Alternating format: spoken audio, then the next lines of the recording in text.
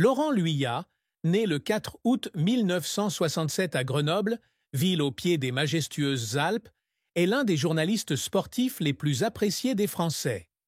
À 57 ans, il est devenu un visage familier de la télévision, animant de grands événements sportifs tels que les Jeux Olympiques, Roland-Garros et le Tour de France.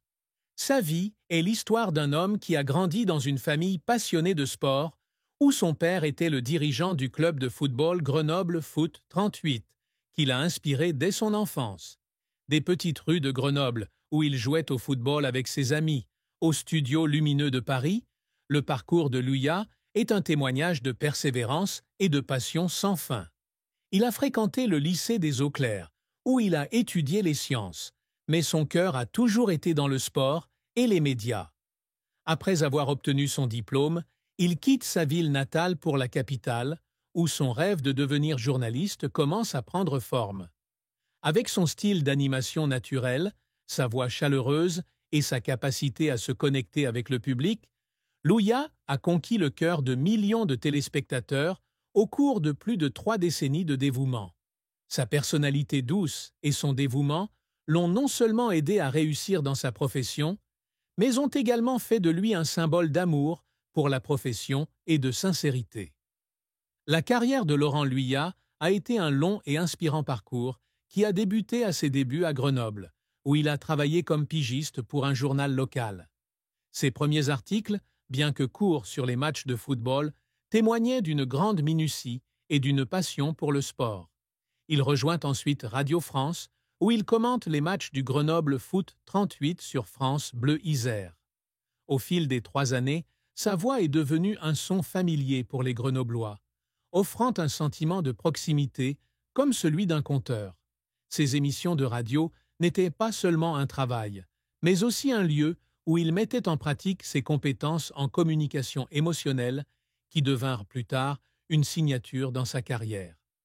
En 1992, il entre dans le monde de la télévision comme présentateur du journal régional de France, Trois Alpes. Ici, il a démontré sa polyvalence en animant une chronique de divertissement intitulée Pix-Pouce, où il a apporté rires et détente au public après des heures de travail stressantes.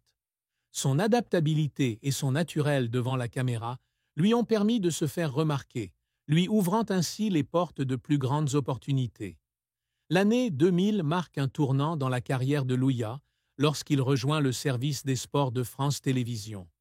Il a été chargé d'animer en direct les Jeux Olympiques de Sydney, un défi de taille puisqu'il a dû remplacer 2 collègues chevronnés en raison de changements internes au sein du diffuseur.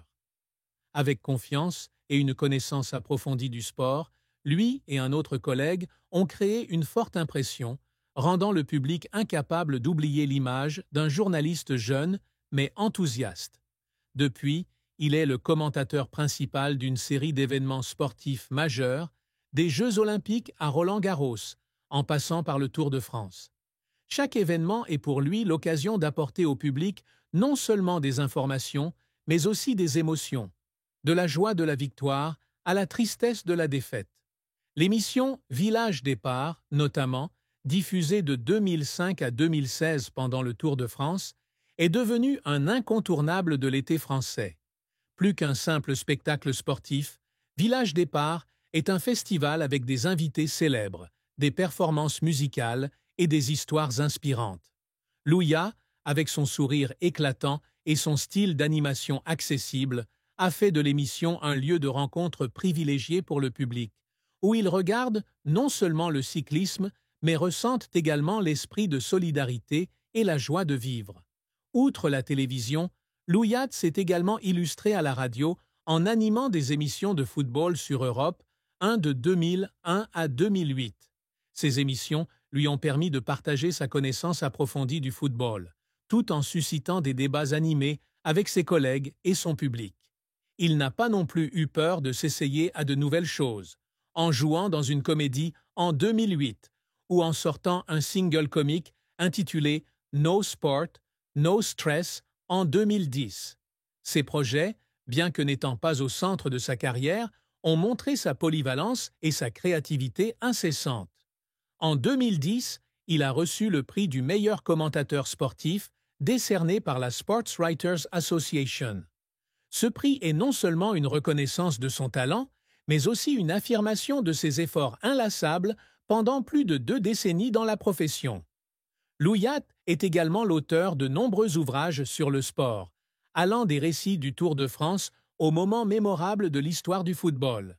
Chaque livre est pour lui une façon de partager sa passion et d'inspirer la jeune génération, qui poursuit également ses propres rêves.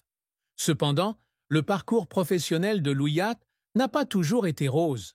L'une des périodes les plus difficiles a été les 6 mois sans travail, après avoir quitté France Bleu Isère. C'était l'époque où il était confronté à l'incertitude et au doute quant à son avenir. Assis dans son petit appartement de Grenoble, il se demandait s'il était vraiment fait pour le journalisme, ou si tout cela n'était qu'un rêve. Mais c'est la persévérance et la confiance en soi qui l'ont aidé à surmonter cette épreuve.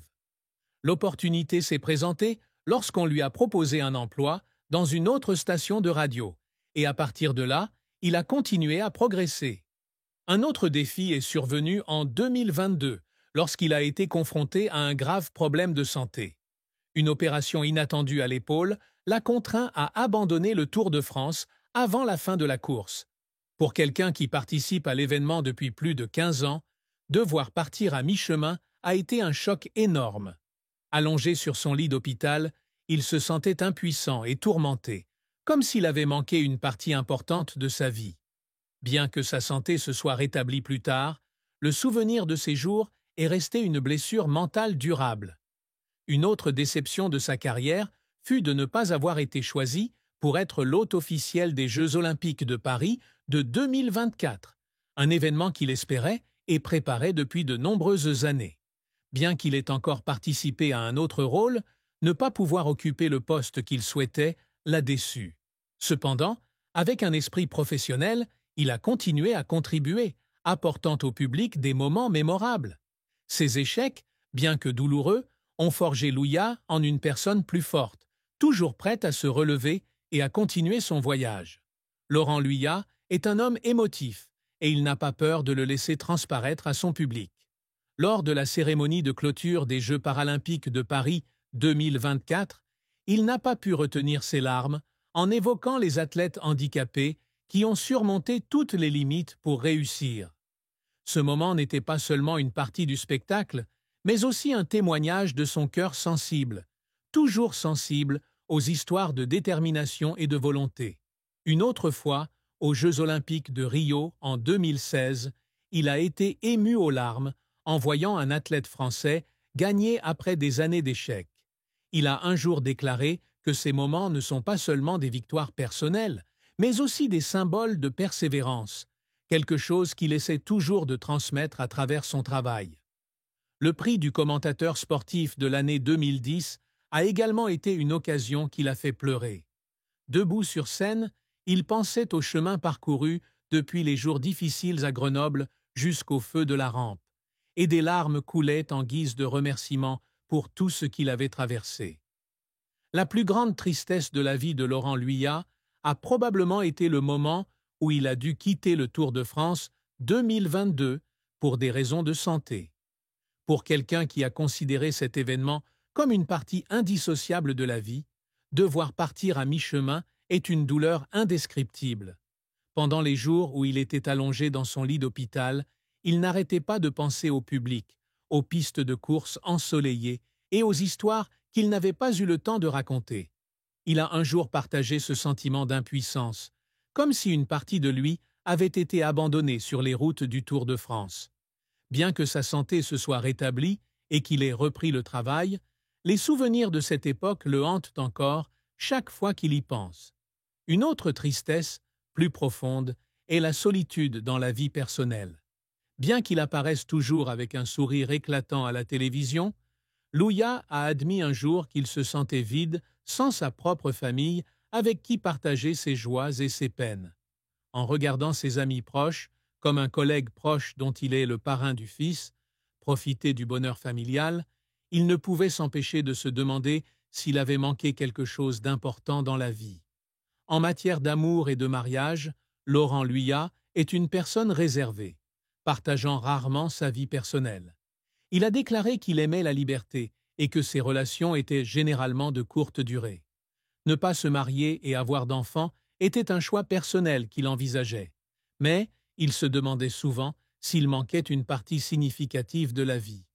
Dans les moments de calme, lorsque les lumières du studio étaient éteintes, il ressentait le vide d'une maison, sans le rire des enfants, ou le partage d'un partenaire.